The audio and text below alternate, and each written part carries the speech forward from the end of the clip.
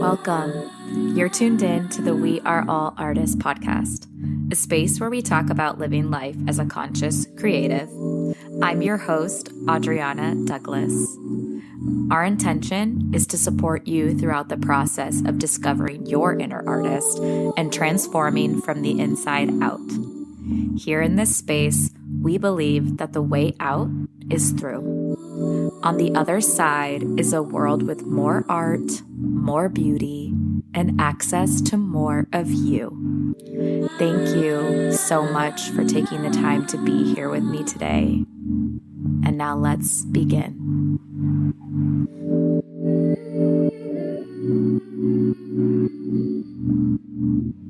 Hello, everyone. Today we have Kamholz on the podcast.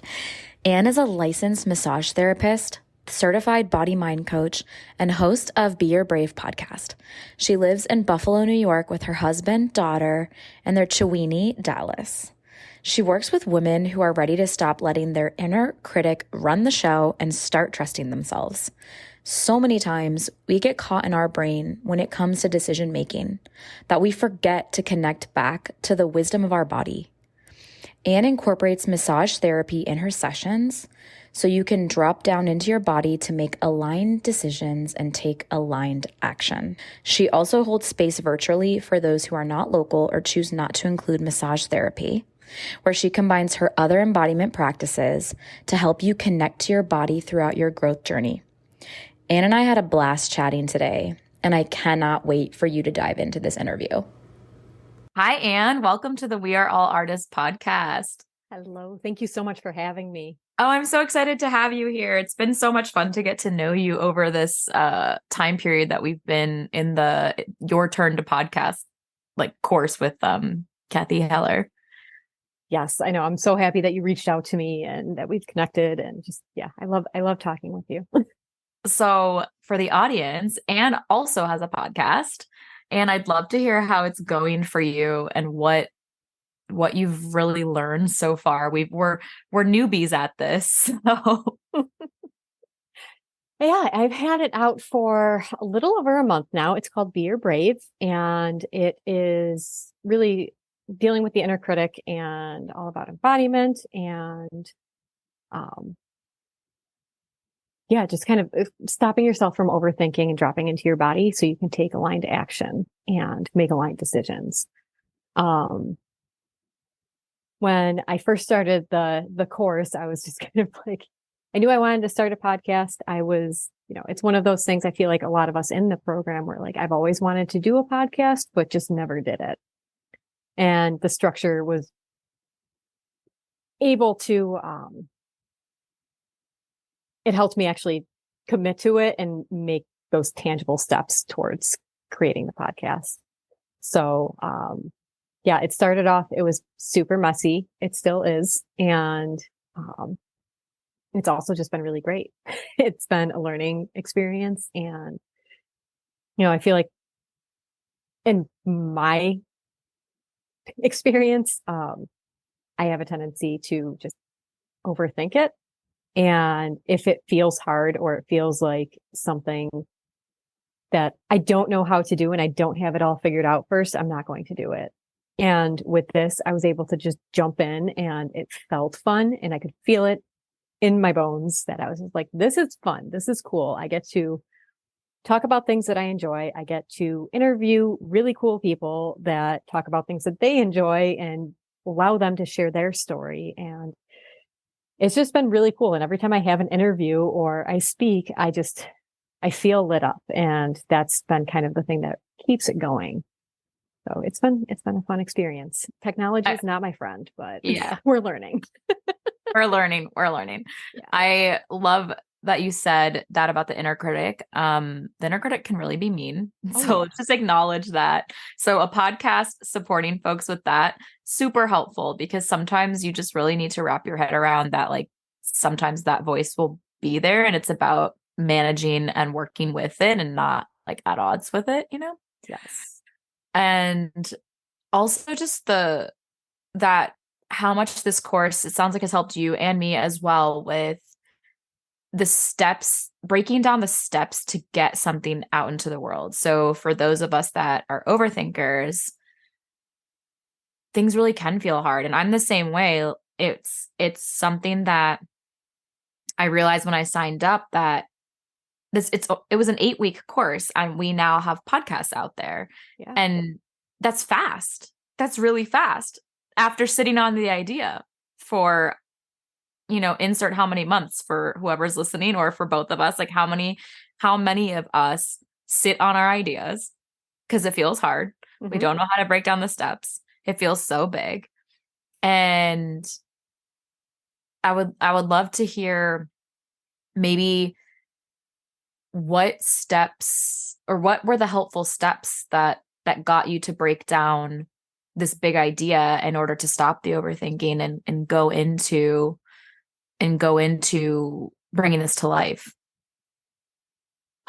One of the things that I remember, I think it was like the first call or something, and Kathy had talked about, she just acknowledged you're going to have dips. You're going to expect those to happen and just shedding light on that. And I mean, I think that there's a lot of programs out there that will sit there and just be like, oh, it's wonderful and rainbows and unicorns. And she acknowledges a real thing that happens to us. And she had us write a letter to ourselves like, all right, remember why you're doing this. Remember why this is important to you. Remember to have fun. And it's a great reminder. I put it on my desk. So I had it there like, all right, I know I'm dipping. And I was also able to read that and kind of shift into my own embodiment practices to get me out of that funk sooner instead of sitting in there and being like, okay, throw my hands up in the air and I'm done. I love that. That was my favorite part. That I also have my letter. I made the letter. So basically Kathy had us write a letter to ourselves. Yep. Being like, we know, you're going to hit the dip. And the dip is something from a Seth Godin book. I think that's how you say his last name. I hope so. And so I can link that in the show notes. And it's a really quick book. I actually got it at the library during the 8 weeks. Like I need to know more about this. So I also wrote the letter and I put it right next to my door when I was walking. So when I walked out of my room every morning, I would see it. And it was something that, to your point, I don't feel like all programs out there talk about. Like a lot of people are like, it's this system and you'll get it done, or it's this approach and it will work, or it's this strategy. But she was like, no, you're going to hit this. And it could be every week that you hit this. And it made it so much easier once you were in it to be like, oh, here it is. I'm in it. And then reach out to the Facebook group or reach out to your pod or reach out to whomever your support system to be like, I'm in the dip. I got to get out. Yeah. Yeah. It's amazing. It's amazing. So yeah, love the course. Highly recommend to anyone that wants to start a podcast. Yes. 100% agree. So another reason why you're here on the show today, I loved your message on Be Your Brave, and also that you are a massage therapist as well. And so something that has always been really important to me as I've learned about routines and rituals, I've learned about creating practices that support my creativity or support my lifestyle. I feel that massage and similar activities and similar self-care practices like massage sometimes are looked at and viewed as a luxury. And so something that you shared with me, right? It's like self-care is a priority. It's not a luxury. So maybe you could chat a little bit about massage therapy and why it's so important for folks to tune into their body and also acknowledge and address what their body is telling them. Yes. Oh, I could say so many things. Yeah. There's a lot of people that look at massage therapy as this luxury, this frivolous thing. What I've experienced with working with my clients and also receiving massages myself, um, that's your chance to take that time out away from everything, all the stress, all the things. And when clients come to me, they don't usually come, my regulars don't come for relaxation. They come for a therapeutic reason. They are experiencing pain somewhere. They're experiencing stress somewhere. I hear every single day, I'm carrying stress in my shoulders or in my neck or in my hip or wherever it is. And it seems to stop there. They address the pain, but they don't address what that pain is trying to say. And a lot of times what can happen, whether it's verbalized or not, is you start working on these areas and it can release emotions. I've had clients where they have a release and it's totally normal for anybody that ever receives a massage. There is nothing to feel embarrassed about. There's nothing to overthink. Like, it is just emotions get trapped in your body and stress gets trapped in your body. And sometimes those points are trying to tell you something more than just you're stressed. It could be you're feeling heartache.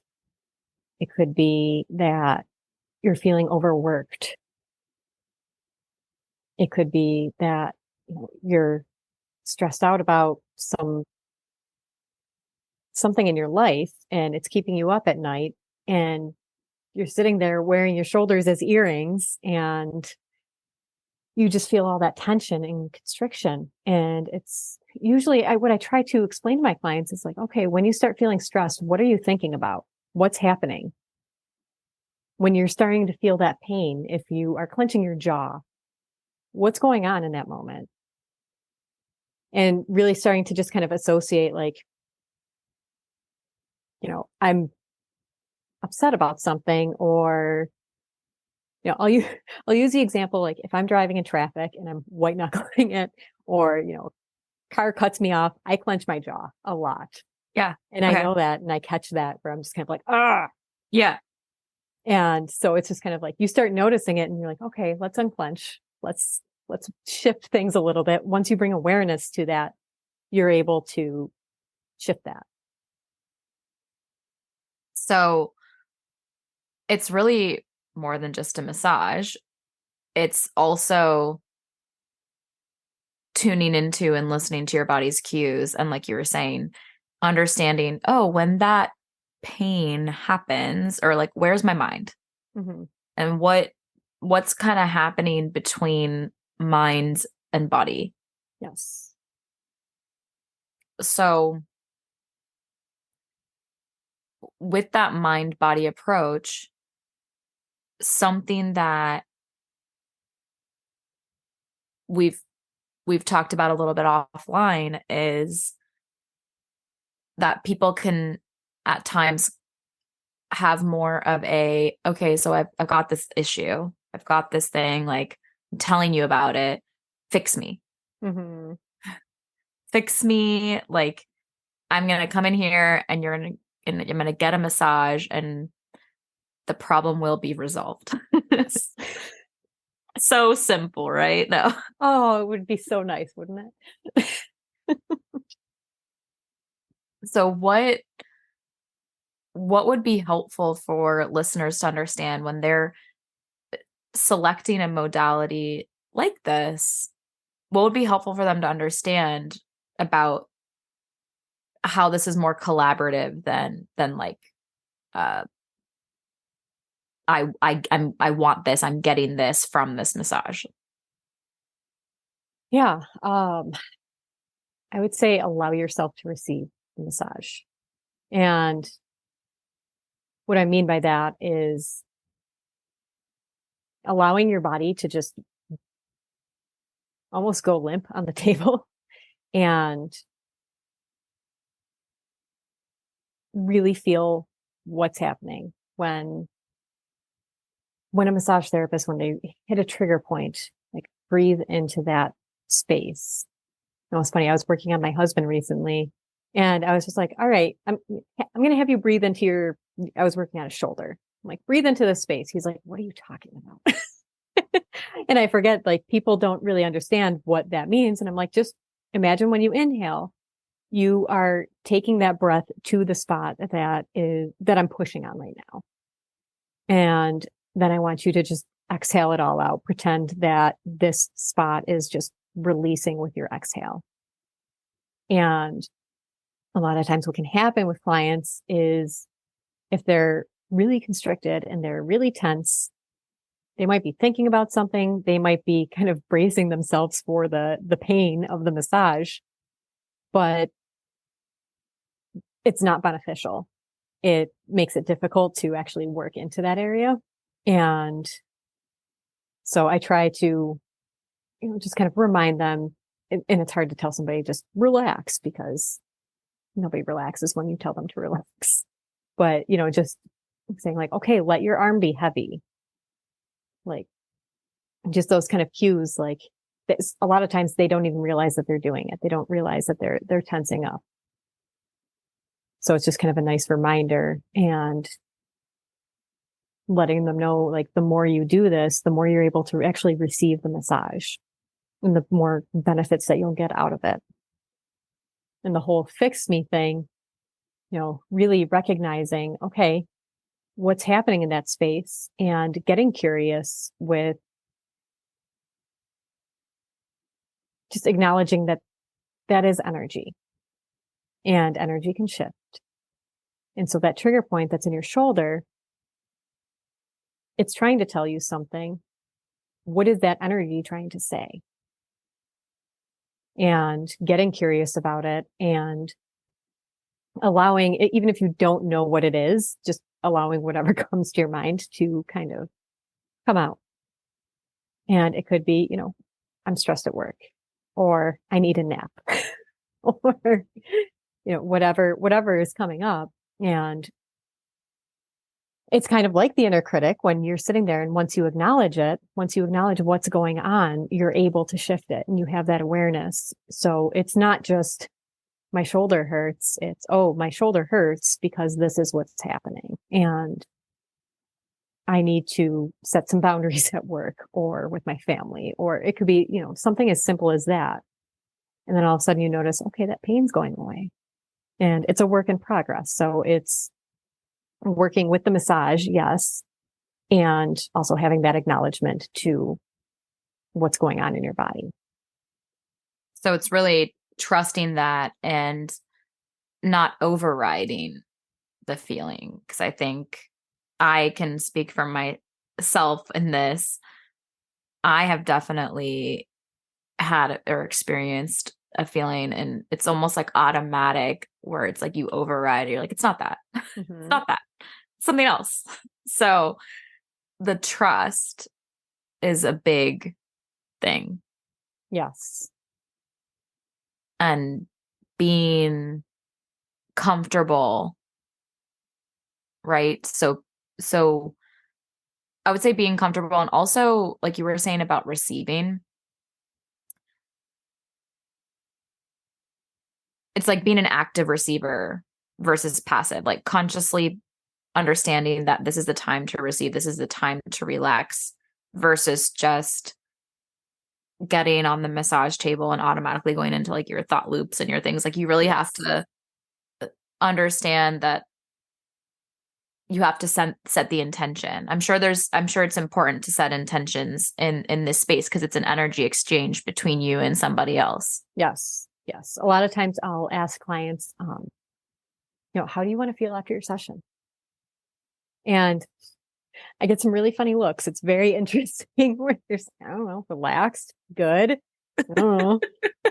I'm like, okay, how do you want to feel? Like, what does that feel like to feel relaxed? Like, what does good feel like? Yeah. Yeah, it's shifting their focus from my shoulder hurts. And I just keep saying shoulder. Yeah. Yeah. To that desired feeling. And it helps kind of just, it's that whole, what you focus on expands.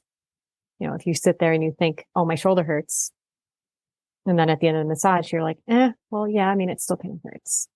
Or, yeah, it's okay.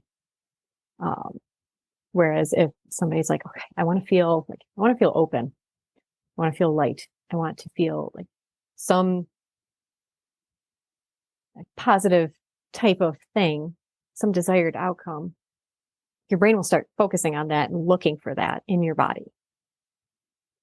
So then after the massage, you're feeling more of that feeling instead of focusing on that pain.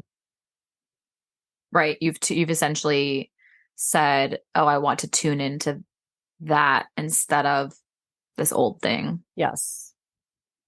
And creating the rewiring. Because we so go to those default states, even in some of the stuff that Kathy was teaching us in the course, just of, we have a default, like, and we keep going back to that, even if it's stressful. Yes. It's about constantly making this next choice to be like, oh, this feeling that I told Anne that I want to have after the massage, like, keep going back to that and feeling like what it feels like, especially during the massage, right? Because that's, or after. I say during, it might like hurt a little bit, depending on how strong. But the whole point is using this as a tool for say, I would say introspection, contemplation, self-reflection. And that's definitely a way that I've used these things in order to feel more creative. It's like in these moments, you get to take the pause. It's like an intentional pause. This is an activity where, like, I was gonna say, I hope nobody brings their phones in. Like, I would be shocked if they did, but like, it's not a place where you can be like texting and getting a massage. It's just like not a thing. Right. I have had people do that. I'm like, you're not here. You're not present. Yeah. You know, you can put the phone down, like Instagram can wait. Yeah, anybody that has their phone in the sauna, it really upsets me. So I'm like, I don't want that in here. Why? Yeah. Why? But I think something that would be really helpful for folks to hear and understand would be the practices that you have as you finish out your day, and know that you've just exchanged energy with how many ever people you had that day. So how you keep your boundaries clear and your energy clear, because you're constantly in contact with humans. And this is helpful for you don't need to be a massage therapist for this to be a beneficial conversation. This is really, if you're in contact with humans on a daily basis, which most of us are, but depending on how close, right? How do you clear your system? And if people don't even know what system is, like, clear your energy field, clear your space, like, you know, feeling like you're you, feeling like you've got you. Yes. That's all a part, like it's all embodiment practices for me. You know, it's my self-care practice. It's whatever. And what I do is, usually the beginning of the day is I will do some sort of an energy routine. I will set my own intentions. I will ground myself and make sure that I'm good and I'm clear. And, after each massage, when I go to wash my hands, after I use soap and warm water, I will rinse my hands with cold water. And that really helps just kind of reset the energy. And I'll do that after each session. And usually at the end of the day, I will do kind of a mini cord cutting, where I just kind of pretend that I grab all of the cords in front of me from all of your chakras. For those of you that, don't know, it's, the different energy spaces throughout your body. And each one of those chakras is kind of another cord. So if you attach to somebody, it can be draining. It can be it can kind of suck the life out of you. And like, I mean, you get energy vampires and you get those people that are just kind of draining. So this kind of helps just kind of clear that and detach from what others are feeling or doing, and kind of just return to sender and kind of set that attention where it's just kind of like, all right, this is not mine. This is not my energy. I'm sending it back. And another crazy thing that can happen, when a client is coming in, I might start getting hip pain. And then they come in and they get on the table and they start talking about their hip pain, and I start working on it. And as I work through it, my hip starts to release. I'm like, oh, okay, that was not my. So it's just really being mindful of that. And like, especially with energy and just, or negative thoughts, like just kind of going back to the whole, like, is this mine or is this somebody else's? And can I send this back? So that's like a really intuitive approach when you talk about the hip pain. And something that I'm thinking about when you're sharing about grounding practices and cord cutting. So my first question back to you would be, what does grounding look like to you? Because I've noticed that grounding is so different for everyone. Some people say they go stand outside in the grass, and some people will say that they want to meditate for 20 minutes. Some people it's a glass of water. Like, what would be your kind of grounding practice? I have a few. It really depends on the day, how much time I have. Yeah. What I'm in. That's helpful too, though, because sometimes like you got 5 minutes or you got an hour. Exactly. And I have a 2-year-old. So a lot of the times I only have a couple of minutes. Yeah. But yeah, sometimes it's as simple as imagining a grounding cord going through my body down into the earth and letting that kind of anchor in and pull me down. And sometimes it's a body scan and kind of feeling into, okay, what's happening in my body, and dropping down into that. Sometimes it's a whole, I have an energy medicine routine that I do. There's this woman called Donna Eden, and she has something called energy medicine, and it deals with tracing the meridians and tapping on different points. It's fascinating, and I want to learn more about it and start incorporating that. But one of the things that she does for grounding is just tapping on 2 points under your eyes, where you just tap there, and it's part of the stomach meridian. Okay. I forgot what number, but tapping on those points and it'll help ground you. That's cool. Yeah, that's a nice, like, quick one to do if you don't have a lot of time. So yeah, it really just, it depends on. And then if I have the time to meditate, then I will meditate and I'll do a full on meditation.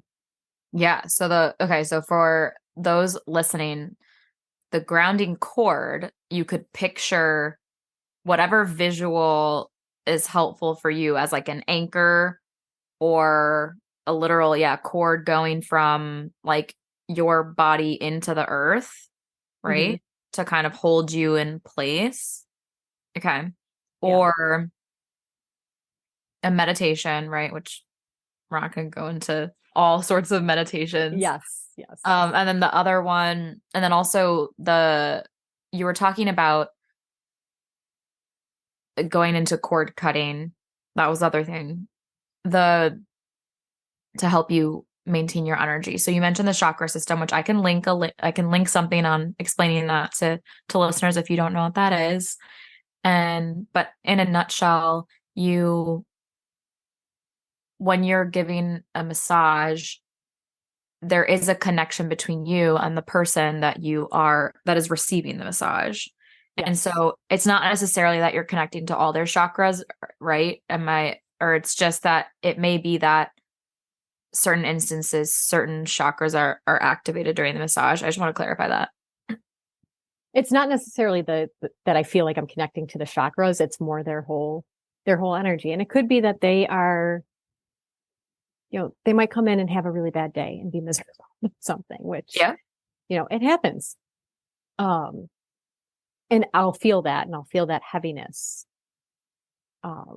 So just, I go through all of the chakras just to cover all my bases. That makes so much sense. Okay. Yeah. And on the other side, like if they come in and they are super wiry and bubbly and, whatever, like that's also not my energy. Like I want mine. I don't want somebody else. So it's important to just kind of like, yeah, Yeah. So it's like scanning the different parts of the body, like from head to Mhm. toe. And so even if you didn't know what the chakras were, if you're scanning your body from head to toe, being Mhm. like, oh, okay, like I just at each part of the body, at each, let's say main, I was gonna say main part of the body. Like at each part of the body, you're like, okay, I'm intentionally like taking my energy back, giving away what's not mine, and Mhm. I'm centering myself in these important parts of the body. Just keep it simple. Yes. Yes. Yeah. It doesn't have to be any elaborate thing. It's really the intention behind it that I find is helpful for me. Um, to just bring it back to myself. Yeah, absolutely. And speaking of, so we've talked a little bit about clearing the energy, setting intentions, what a massage, how it might benefit someone. Maybe now we could go into a little bit of how it's not a one-time thing. Like Yeah. these things are not one and done. They are a process. They are a commitment to Hmm. self. Maybe we could talk about that a little bit. Yeah. A lot of my clients are regulars and they know the importance of getting that regular massage. Like it's not just, okay, you get it once and then you feel better and you never experience pain again. Um, it's really like a co-creation, um, to work together to create a plan that is going to suit, your needs and help you feel your best. I love that because it reminds me of some of my experiences just with practitioners that I've worked with is I've always really wanted to take an active approach. Hmm. And I always wondered why some folks were a little more passive of like, oh, somebody told me to do this. Like it wasn't like a team effort. Whether it's massage, like somebody might come in with, or I would love to know like the percentage of folks that come in maybe with some goals, right? You're saying because like when Hmm. you ask somebody how they want to feel, it sounds like most of them are like, "What? Why are you asking me that?" So like, I think the thing that at least I love is that it sounds like you are raising awareness with your clients about in subtle ways about Yes. shifting their state of being and being more active in their routine of Hmm. taking care of themselves. Whereas like someone that comes in and is like, fix me, or like this massage is gonna like solve everything, or um this is a one-time thing, like that's not the type of intent or like energy that you want to bring to self-care. Right. Right. It is. I mean, it's a maintenance thing too. It's if you're feeling great after your massage, like let's maintain that so Keep you don't keep get that. back to that initial appointment where you were feeling super locked up. It goes into that people not necessarily like in general, like feeling good is it's like counterintuitive. Like people generally are like, oh, my this hurts or my that hurts, or I've had a rough day. Like, how often do you hear people say, and maybe it's like, this is the goal, surround yourself with this, like people that are like, I had a great day. Today's going to be fabulous. Today's going to be lucky. Like, how often do you have folks that keep that momentum of like, oh, I actually feel good now versus like being like, oh, I feel bad. Like, duh, like, I'd say there are more that focus on the bad and then um usually when they first come in to their appointment, there is that feeling of I'm stressed, I'm frazzled, I've got all these things going on, whatever. it's something to, I think, at least for me, like aspire to, of like just waking up and being like, I feel good. Yeah. I feel good. This is default. Like, not this hurts, that hurts.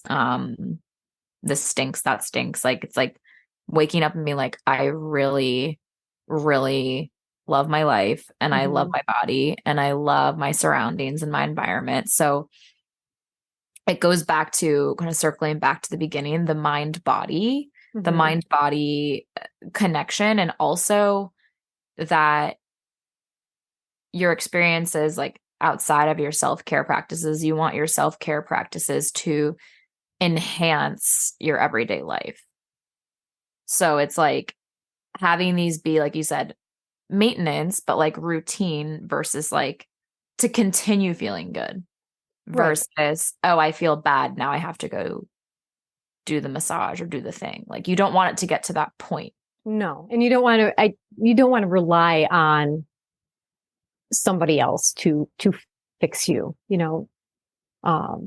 having all those tools in your self-care tool belt, or, however you want to put it, is, you just keep building from there. And, I kind of interchange self-care practice with embodiment practice, because a lot of it is just, it's dropping down into your body. It's slowing down the thoughts of the overthinking, of the stress, of all the things that you feel like you need to be doing or should be doing.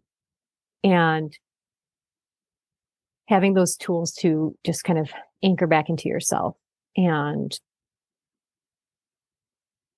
shift the way that you're thinking and shift the way that you're feeling. So for somebody that doesn't quite know what we mean by embodiment, do you have some kind of simple ways to break it down of what that looks like, getting into your body? Or because I don't know, maybe some people think that they're in their body. Oh yeah. Yeah. I mean, I think that there are a lot of people that claim they're in their body and they have no idea. And I think that's just part of lack of Awareness. Knowledge and awareness on it. For me, embodiment practice, that's like doing anything that makes me feel good. Doing something that shifts my perspective from something negative to something positive. I mean, you can embody things that are negative too. Sure. But it's having the awareness and doing different practices. I mean, you are a creative. So if you are doing something that's artistic, that's lighting you up, that's making you feel good, that's making like you're connected and you're in your body. You're not thinking about all the other things. You are in the present. And embodiment is really about being in the present and pulling yourself back from either past thoughts or future or whatever it is. And that's the space that we can make those aligned decisions. That's the space that we can take action that feels good, that doesn't feel like we have to do it all right now, but like, okay, this is the one small step that I can take. So it's really a practice that keeps you in the present moment. It doesn't necessarily have to keep it simple and not like complicated. It can be literally cooking, going for a walk. Like, an embodiment practice doesn't have to be an hour-long breathwork session, although it can, and it's amazing. Sure. And that's amazing.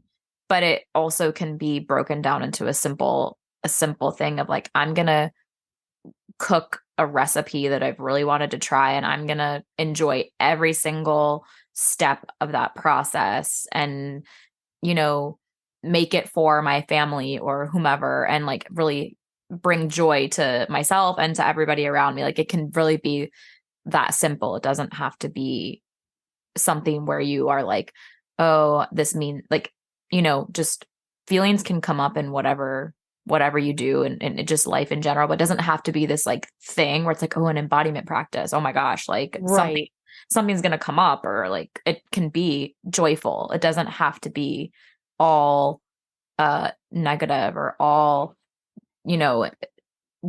intense emotions. Right. And it doesn't have to be this elaborate practice where you have to go somewhere, you have to spend money doing it. Like it can be, I'll give the example. Last week, I made a pie with my daughter. Like I said, she is 2 and she is definitely 2. And, I had it in my head, like, this is going to be such a cute experience and Right. it's, it's going to be great. Put on some music and whatever. And I burned like the glaze of like the top of the pie. So I started getting a little frustrated. All right, whatever. I also had a question because I'd never made a pie before. I had a question for my dad. So I have him on the phone. This thing's burning. She starts asking, Mama, I want to help. I want to help. I want to help. My dog starts barking. So I'm like getting this from every angle, just something in my ears and trying to like, I was definitely in my head and just like frazzled and just, so I told my dad, like, I got to go. I'll call you back. Turned off everything and I just grabbed my daughter and I was like, all right, we're going in the living room. And she has been really into the song Twist and Shout by the Beatles. Cool. I was like, all right, this is much better than some of the other ones that she's been obsessed with. I can take it. So I pull up YouTube and I pulled up the clip from Ferris Bueller's Day Off. Okay. Where he's singing Twist and Shout. Yeah. And we just had a dance party. And it was just like, we twisted, we shouted. It was great. We felt better. I felt better. Yeah. And I was like, okay, I'm back in my body. Like I'm calmer. I feel better. Let's go fix this pie. You can help. And it was just that little thing just shifted everything. And I didn't have to leave my house. I didn't have to go do something. I didn't have to, go get a massage or, yes, massages are amazing, but like you don't have to have this crazy thing. It can be as simple as putting on YouTube and having a dance party. Right. Exactly. And realizing that at that point you are, it's like you're more settled. Yes. It's like if you feel like sometimes when I have a moment like that, it's like I feel like I can, I'm a very visual person. So it's almost like you can imagine if you're like a puzzle piece and you like see the puzzles kind of like they're not together anymore. They're like flying in the air and you're like, I need to like gather them back. So like the twist and shout example that you gave is like something that I might do and be like, oh, they're back now. I'm back in like my full puzzle. Yes, they're not like, I didn't like hand them over to the universe. So I love that you gave that example because it's so, and that's something that we did on every podcast call was dancing in the beginning, which was sometimes uncomfortable for me. I was like, can I be on video for this? Like, it's new. Like sometimes it feels strange. You're like, I'm going to dance right now in the middle of the day, like with people watching. It's a very uncomfortable feeling, but the funny thing with that is if I was able to make a live call and I'd be like, I don't feel like it. I have so much to do, whatever it was. And then I'd get on the call and I'd have the dance party and I'd be like, okay, I'm good. I'm glad I'm here. Mm-hmm. Mm-hmm. Yeah, it's helpful. So for those that are looking for inspiration and tips, where can they find you? They can find me on Instagram. My handle is just ann.kamholz, my last name. There's also a website. I can send that to you in the show notes. Yeah. It's mymovementtherapy.com. And check out all the things. I offer tips. I offer, I do life coaching. I do something called body mind coaching. So it really focuses on that embodiment piece to help shift your mindset. And I do that both in person if you're in the Buffalo, New York area, or I also do it online. I do it virtually. So send me any questions or anything like that. Will you walk me through what, if I signed up for a session, like what would that be like? Cause I'm virtual. So what would that be like? Yeah. So that would,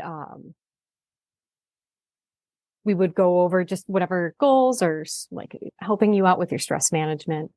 A lot of the clients that I work with, they are overthinkers and if it's based on making a decision on something in their life. And, we chat about that. I ask questions about what's happening in your body and kind of helping you start to tune in and listen to your body and help you come up with different embodiment practices that you can use at home, to kind of help shift those gears and get you more present so you can make those decisions and, have that support with somebody else that's kind of walking with you through this, as you're trying to reach your goals. Cool. So it might be, I say a quote unquote perfect scenario might be somebody that wants to make a change or has some sort of life is looking at changes in life and wants support in the practices that might help them reach that conclusion on their own. Yes. Absolutely. Cool. That's awesome. That's awesome. Well, I will definitely link that in the show notes for whomever feels like that is the right move for them to give Anna a call, a DM in this day and age. Yes. And thank you for being here. I had so much fun chatting with you about this. And I hope that everybody, you're welcome. I hope everybody goes and books a massage now. Yes, me too. We need more people feeling good in the world. Absolutely. All right. Thank you, Anne. Thank you. Oh, and one more thing before you go. I wanted to let you in on something that I'm offering soon. The Artist's Way is the book that really kicked off this journey for me, and I'd like to pay it forward by facilitating a creative cluster once per year. This is a 12-week process that is intended to teach people to process and transform life through acts of creativity. I wish I would have had a group to go on this journey with when I did the book, and I would love for you to join me. Winter is the perfect time to go inward and reflect. There will be maximum 4 spots in order to keep it intimate. We start January 15th. For more information and application, please DM me on Instagram. Thank you so much for tuning in to today's episode. I hope you learned something new and embrace being the student of your own life until the time we meet again. If you'd like a way to support the show and to hear more of this content, it means so much to me for you to take a few minutes out of your day to leave a review wherever you listen to your podcasts. I'd love to stay connected with you on Instagram or TikTok at Adriana Goes Creative. You can find me and hit follow while you're feeling inspired right after listening to the show. I can't wait to get a DM from you hearing what you loved about it and what you desire to hear more of. I appreciate each and every one of you so much. I'll talk to you soon.